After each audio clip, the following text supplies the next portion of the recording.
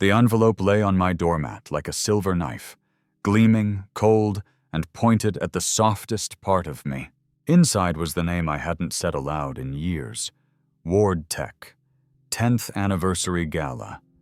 Black tie. I stood there barefoot on the faded welcome mat, hearing the fridge hum behind me and the pipes rattle like bones inside the wall. My fingers traced the thick paper.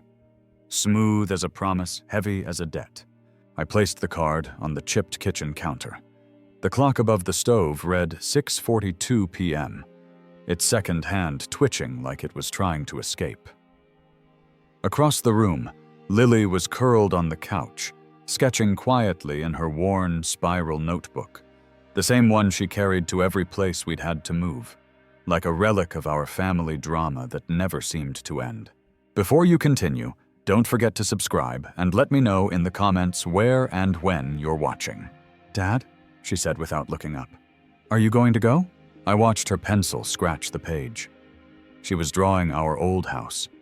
The big porch, the red door, the swing that never stopped creaking even on still nights. "Maybe I'll go," I told Lily, forcing a smile. Not to celebrate, just to see how far my name has been buried. Her pencil stopped. She finally looked at me. "Then go as the man who built it," she whispered. "Not the man they left behind." The words caught in my chest. Ethan had sent this card like a fishing hook. Shiny, irresistible, barbed. Did he mean to honor me? Or to gut me in front of the crowd? The ballroom at the Drake Hotel pulsed with low music and the smell of money. Crisp cologne, champagne bubbles, the faint tang of polished brass. 200 guests shimmered under chandeliers the size of small planets. I stood near the back wall, the only one without a drink that cost more than my phone bill. Ethan stepped to the podium, framed by the words, "Ward Tech." 10 years of innovation, glowing 10 feet high behind him.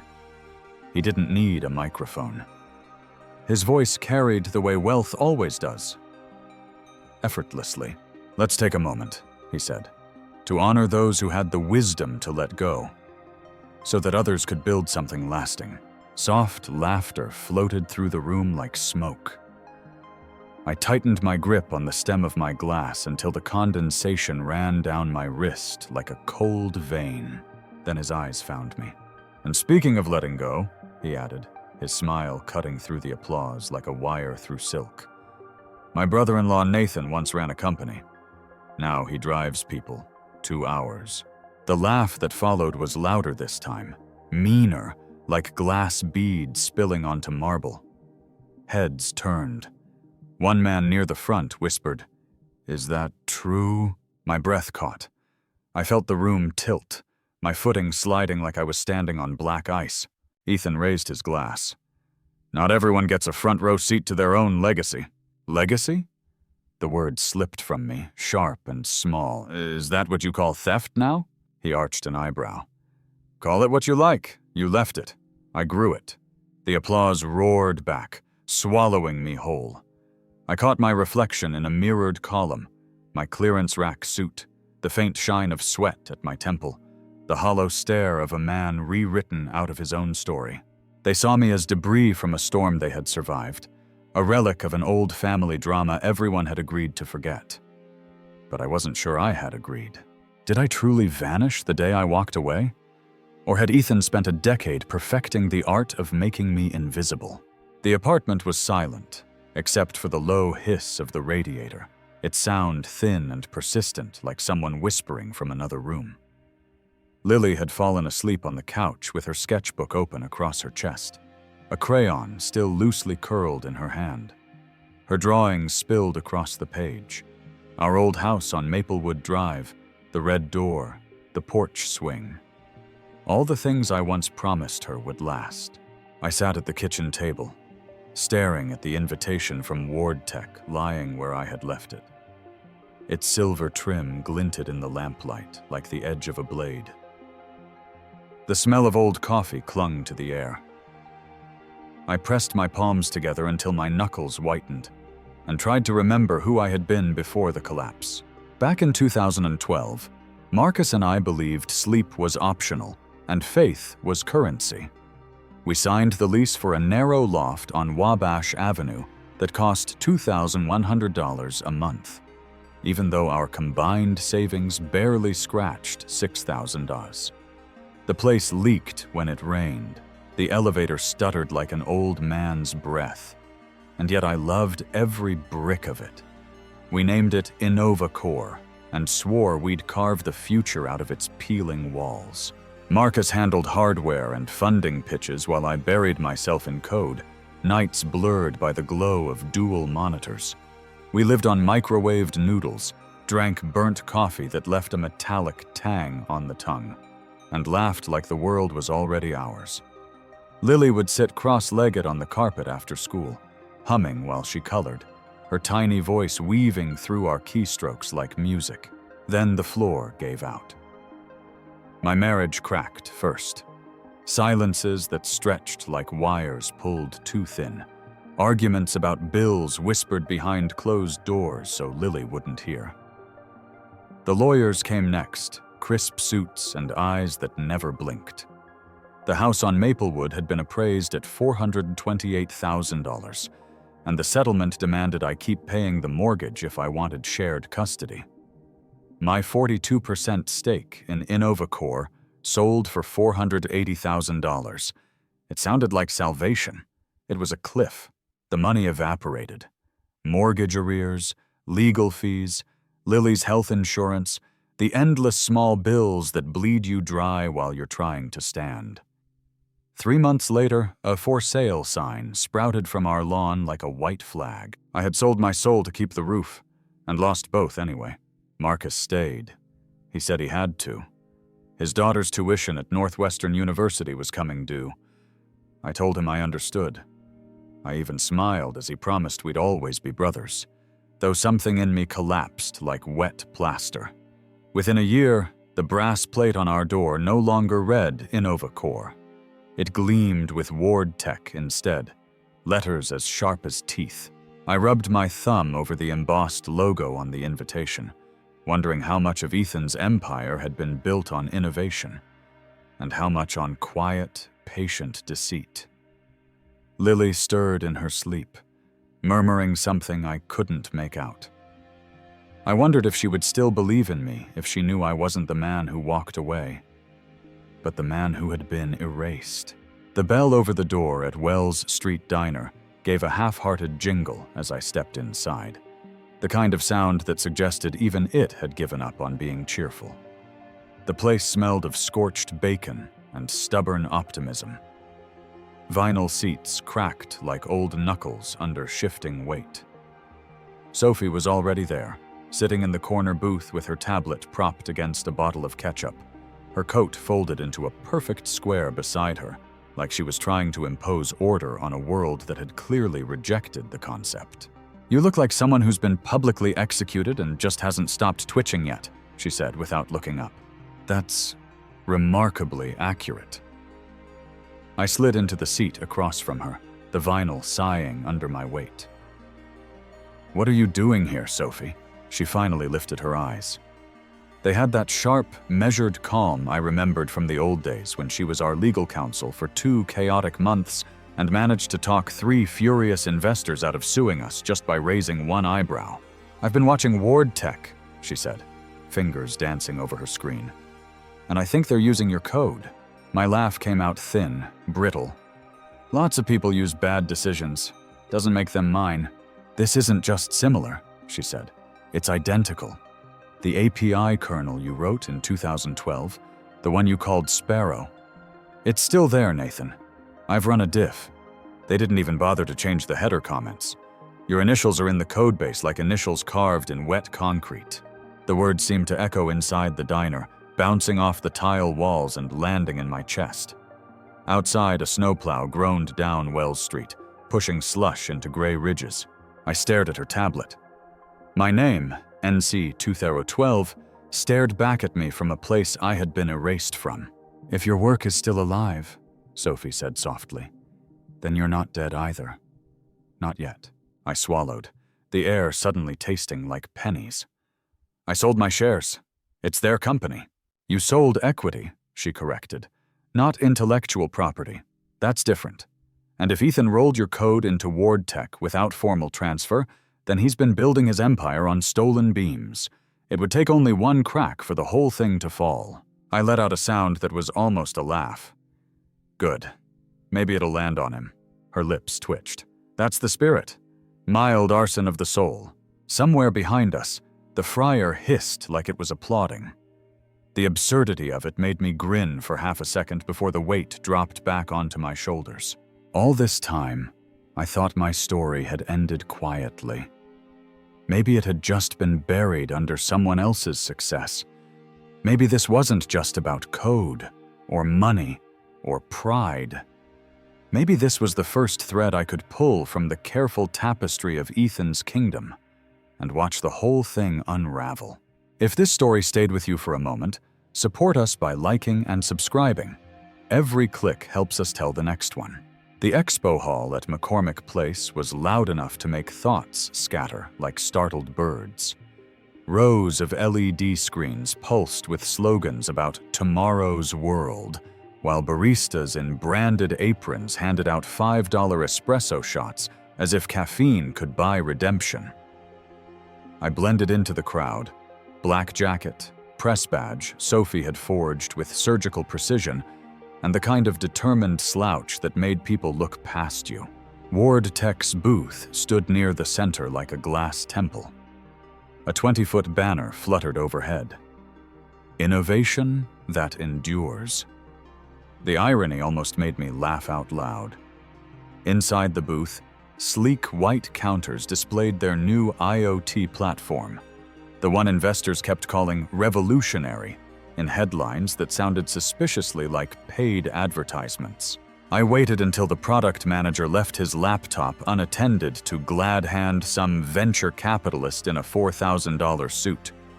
Then I slipped behind the counter, crouched as if tying my shoe, and slid a flash drive into the side port.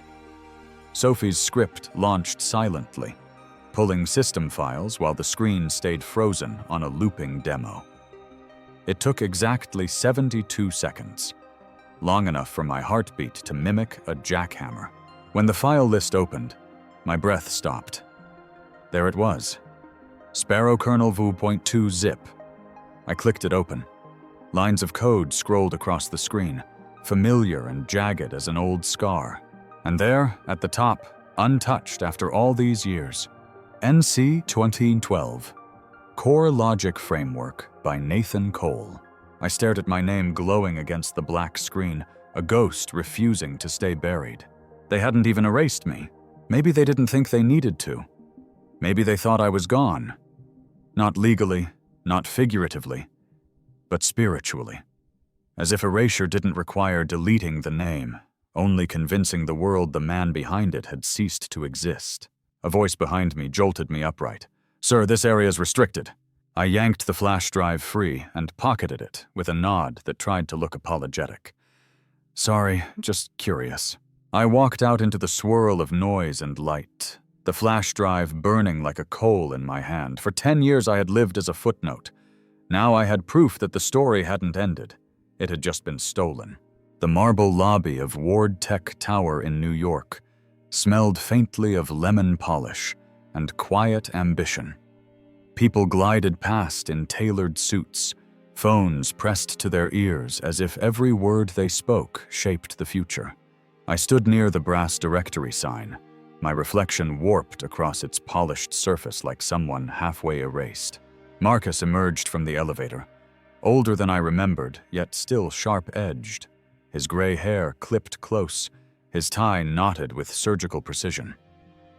For a second, his eyes softened, then hardened again as he crossed the marble floor. "You shouldn't be here," he said under his breath. "Ethan will crush you if he even senses your shadow." "I used to be more than a shadow," I murmured, "before all this." He glanced around the lobby, then stepped closer, the tension in his shoulders as rigid as the steel beams above us. "Leave this alone, Nathan. Go home to Lily. Build something new. You can't win this." "Can't or shouldn't?" Marcus hesitated. then slipped his hand into his coat pocket. For a moment, I thought he might reach for a business card or a folded warning. Instead, he pressed a small black USB drive into my palm, his touch fleeting as static. "Don't say I gave you this," he said, "and don't come back here." I stared at the drive, its weight absurd for something so small. "Why help me?" "Because I was here when we built it," he said quietly. "And I'm still here," watching him bury the truth with applause. The elevator chimed behind him. He stepped back, voice flat again. "If you stay, he'll tear you apart. If you go, you might still keep what matters." I watched the doors close on him, the reflection of his face breaking into slivers across the metal. The USB burned cold in my pocket. If Marcus, who once called Ethan a savior for keeping the company alive, was afraid of him now, what exactly had we created? Had we birthed innovation? Or just fed a predator fat on deceit, clever enough to wrap itself in the skin of progress? Sophie's apartment smelled faintly of dust and printer ink, the air heavy with the kind of silence that always feels like it's about to snap. The blinds were drawn, a single strip of late afternoon light cutting across the table where the USB Marcus had given me lay like a loaded confession. Sophie sat hunched over her laptop, glasses perched low on her nose, her hair tied in the kind of messy bun that suggests either genius or complete collapse, possibly both. She didn't look up when she said, "You know, if this works, you don't just stir the pot. You flip the whole damn stove." "That's the plan," I said, though my voice wavered just enough to betray me. She slid her chair back, the wheels squealing. "Come here." The screen was filled with diagrams, early architecture models of WardTech's platform, blueprints layered like geological strata. Her cursor highlighted a buried module deep in the code stack. The metadata tag at the bottom still bore my signature, NC2012. My name, fossilized in the bedrock of their empire. Marcus wasn't lying, Sophie said. This is the original skeleton of InnovaCore. Your work isn't just in there, it's still the spine holding their system upright. If you win this day, you can take the whole company back. I stared at the screen. The hum of the radiator grew louder in my ears, a sound halfway between a warning and applause. And if I lose? She finally met my eyes. Then you lose everything you have left. Which, let's be honest, isn't much besides your daughter and a dying sedan. A laugh escaped me, sharp, hollow, the sound of someone tripping on the way to their own funeral. Thanks for the pep talk. I'm serious, Nathan. This isn't just litigation. This will be personal, public. They will scorch the earth to keep this buried. The light caught the edge of the USB, a glint like a blade catching sun. Was there anything more terrifying than losing everything twice? The thought lodged deep, cold, and heavy. I had lived a decade as the ghost of someone erased. Now, I was about to claw my way back into the story or burn with it. Sophie closed the laptop with a soft click. If you go to war, she said quietly, make damn sure you win. And just like that, the first spark had caught. What had started as grief was becoming something sharper, darker, the slow kindling of a revenge story. Thick of the Oak Room was one of those bars where the wood paneling seemed older than hope itself. Jazz leaked from hidden speakers, like someone trying not to be caught playing it. I sat in a corner booth, the leather seat cracked like a forgotten promise. Ethan arrived precisely on time, of course. Punctuality had always been his favorite performance. His suit was charcoal, his cufflinks tiny gold hammers, and his smile the kind that had probably sold millions in stock options and souls. He didn't sit right away. He stood over me for a beat too long, eyes sweeping the room like he owned it, then slid into the booth opposite. "Nathan," he said, voice smooth as varnish. "I've missed our little reunions." "Funny," I said. "I don't remember them ever being little." He ignored that. A waiter appeared, ghost-like, and Ethan ordered a single malt scotch without looking at the menu. When the glass arrived, he set a white envelope beside it as if it were a garnish. $150,000, he said, tax-free. You walk away from whatever this is. No lawsuits, no drama, just peace.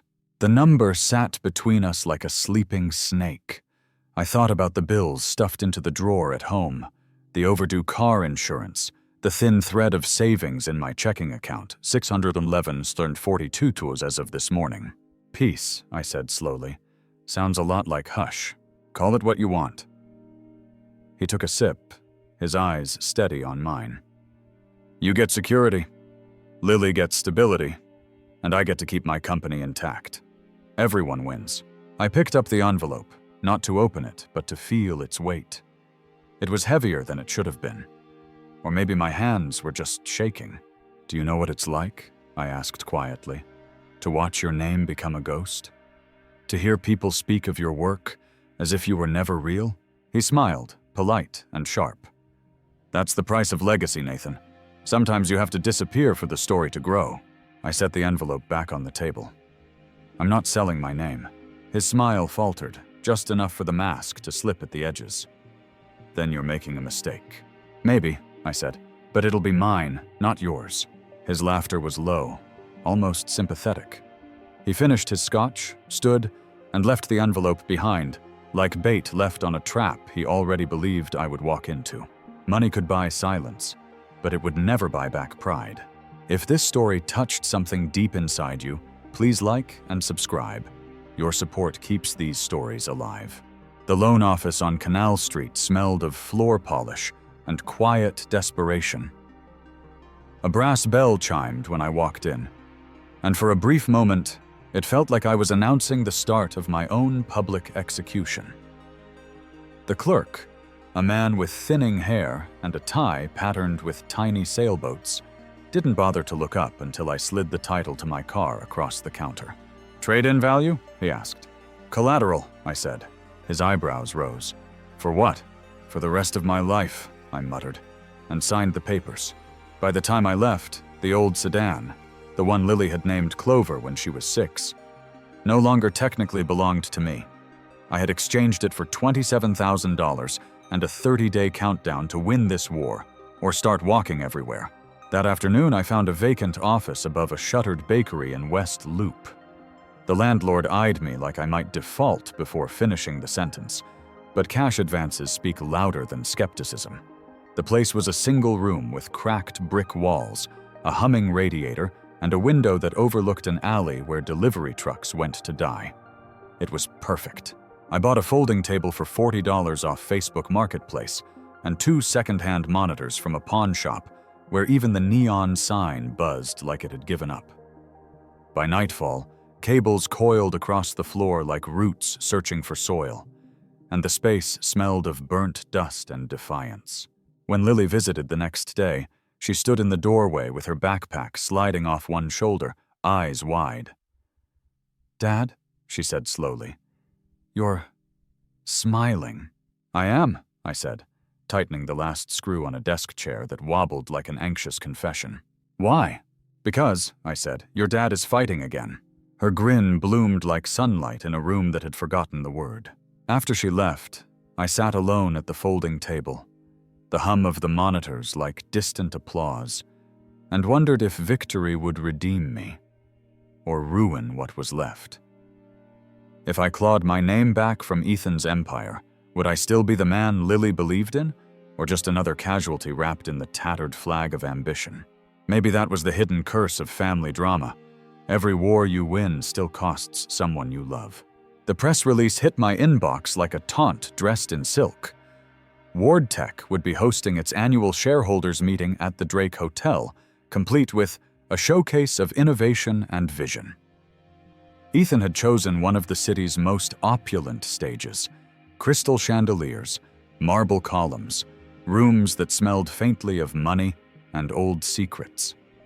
It was exactly the kind of place where men like him felt safest, surrounded by velvet curtains and the applause of people too invested to ask questions.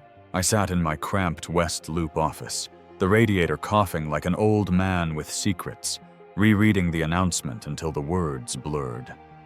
Sophie perched on the edge of the folding table, sipping burnt coffee from a mug that said, "World's okayest lawyer." "He's not inviting them to a meeting," she said, tapping the screen with one red painted nail. "He's inviting them to worship him." "Then I guess," I said, "I'll have to crash the sermon."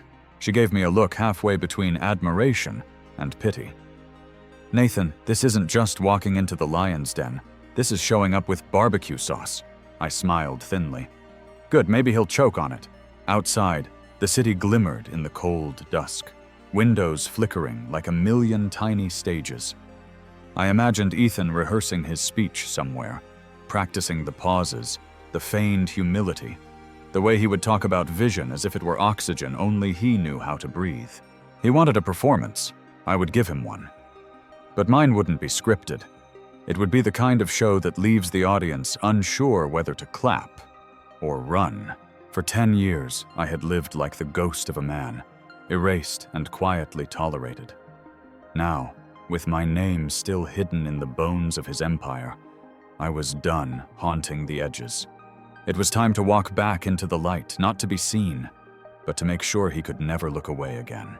The stretch, Lincoln MKT, purred to a stop in front of the Drake Hotel, as if it knew it didn't belong to me, and was just trying to behave until it could return to someone richer. The door swung open, and the cold night air hit like applause dipped in ice. I stepped out slowly, one polished shoe after another, and for a heartbeat the whole street seemed to hesitate. Then came the flash bulbs, sharp, relentless, a staccato storm of white light tearing at the dark. I straightened my tie, the same navy one I had worn to the InnovaCore launch a lifetime ago, and forced my shoulders back. Across the red carpet, Ethan stood near the entrance, flanked by shareholders in tailored armor. He looked at me the way people look at a stain that refuses to come out. "You're not on the guest list," he said when I reached the base of the stairs. "I'm not a guest," I said. "I'm home." A ripple of laughter passed through the press line, confused and eager. Ethan's smile tightened, as thin as the glass of his champagne. "You think crashing my meeting makes you powerful?" he asked, voice low enough for only me to hear. "No," I said. "I think reclaiming my name makes me inevitable." For the first time, his eyes flickered. Not with fear, not yet, but with recognition. Like he'd just noticed the fire spreading at the edge of his velvet stage. Inside, chandeliers blazed overhead, casting golden light that couldn't hide the cold in the marble. Guests whispered as I passed, their curiosity humming like static.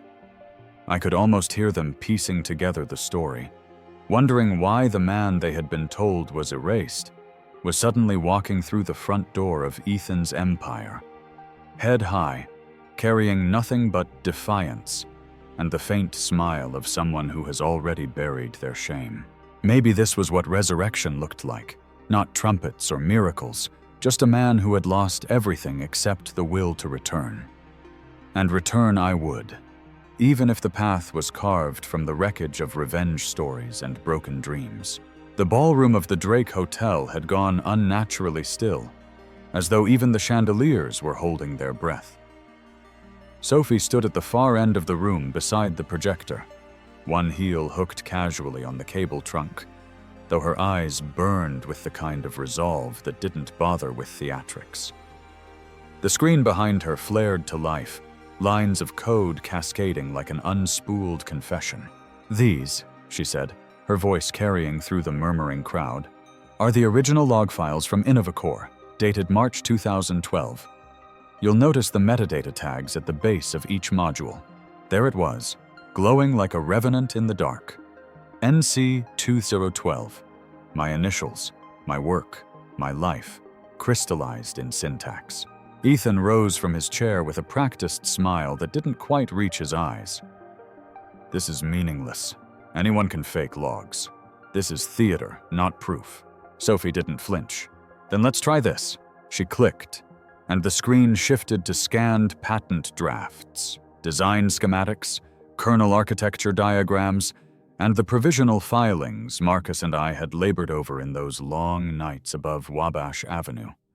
My handwriting filled the margins, crooked, urgent, undeniably mine.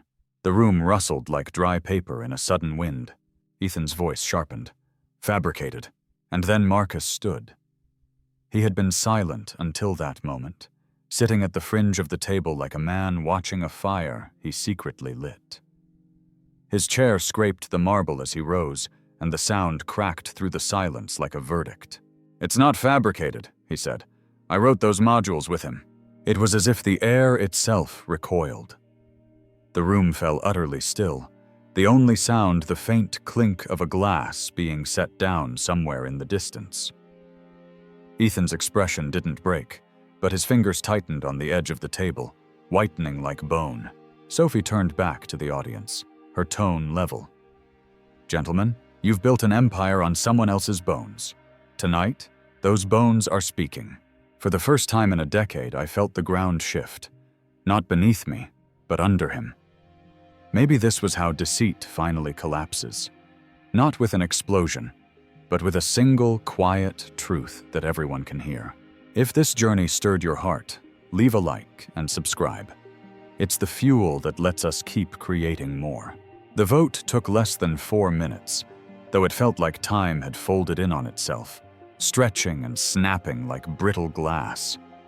The boardroom of Ward Tech had the airless chill of a museum, the kind where even whispers seemed to echo too loud. Ethan stood at the head of the long mahogany table, his hands flat on the polished surface, as if he could still command it to obey. "Are you really doing this?" he asked, his voice cracking just enough to make the silence seem heavier. The chairman adjusted his cufflinks without looking up. "We've seen enough." "No," Ethan said sharply, his eyes darting from face to face, searching for loyalty and finding only fatigue. "You think he's your savior? He abandoned this company. I carried it to the summit while he—" "You carried it?" Marcus interrupted, his tone quiet but firm. "On stolen bones." Something broke in Ethan's face then. Too small to notice if you weren't looking for it. But I was. For years I had seen that mask welded on. The effortless charm, the veneer of destiny. And now hairline fractures spread across it like ice cracking underfoot. The chairman cleared his throat, the sound as dry as old paper. "Effective immediately, Ethan Ward is removed as CEO. By unanimous vote, Ward Tech returns to Nathan Cole." A gavel struck the table. Unnecessary, but symbolic, like nailing shut a coffin everyone had already walked past.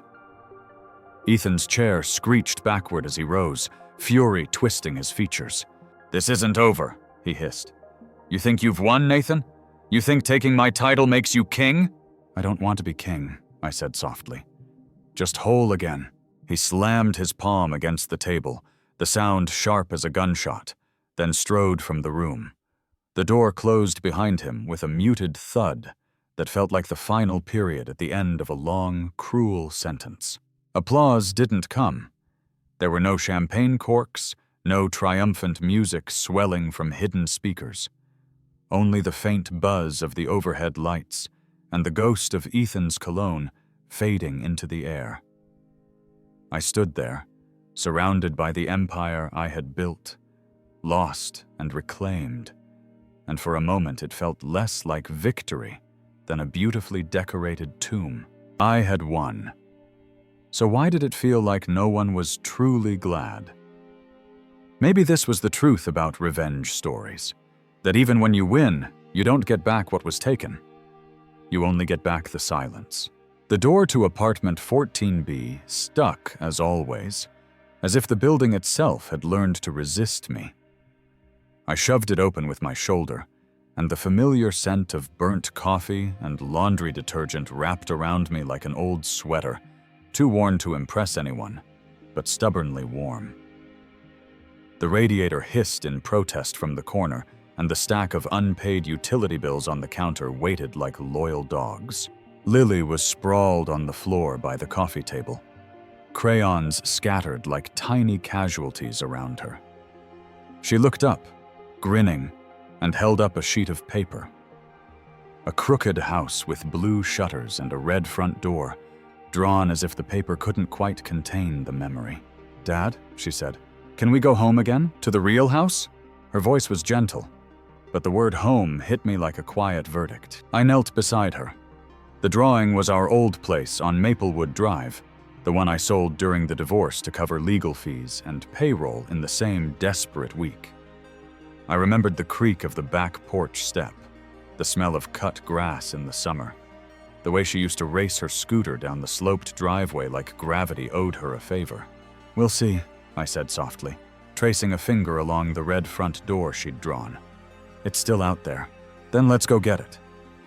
She said it like announcing a grocery run, as if reclaiming the past were just a matter of finding the right aisle. After she went to bed, I sat alone on the couch, the city humming faintly through the thin windows. I had clawed my name back from the jaws of an empire, but here in this one-bedroom apartment, victory felt suspiciously like survival in a nicer suit. Maybe home wasn't brick or shingles. Maybe it was the one place where someone still says your name like it matters. And maybe that's what scared me most, that I had chased redemption through boardrooms and courtrooms, only to discover the thing I was fighting for had been sitting cross-legged on the carpet all along, coloring in the life we lost.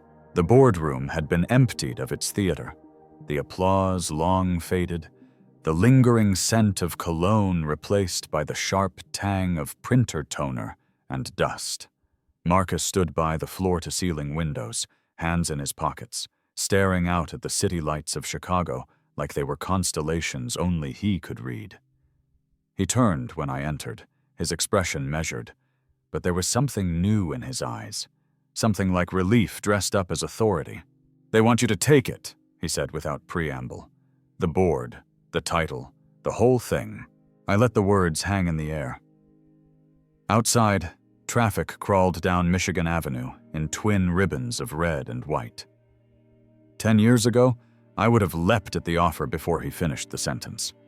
Now, it just felt like someone handing me the keys to a house that had burned down. "You built it, Nathan," Marcus said.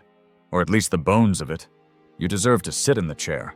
I walked to the head of the table, ran my fingers along the cold glass surface.